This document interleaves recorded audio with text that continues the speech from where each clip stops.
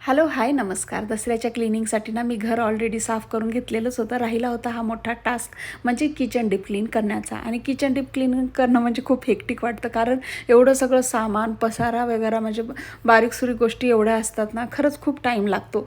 मला ना 2 दिवस काढायला पाहिजे होतं असं वाटलं मला नंतर किचन क्लीन करण्यामध्ये, कारण 2 दिवस काढलं ना थोडंसं इझी जातं आपल्यासाठी. आणि सगळ्यात मोठा टास्क किचन डीप क्लिनिंगचा म्हणजे मोठे जे काय आपले कंटेनर आहेत, आता ते म्हणजे डिपेंड करतं आपल्याकडे किती आहेत. माझ्याकडे बरेचसे कंटेनर आहेत, तेवढ्यातलं सामान काढणं, डब्बे घासणं, उन्हाला वाळून घेणं, परत त्यामध्ये सामान भरणं आणि खूप गोंधळ उडतो ह्यासाठी. आणि अशी बघू शकताय हा माझा गोंधळ उडालेला घाईघाईमध्ये ना, हिरवे वाटाणे पडलेले माझ्या हातून आणि ते म्हणजे ट्रॉल्याच्या खाली वगैरे गेलेले, तो काढण्यासाठी खूप वेळ गेला माझा.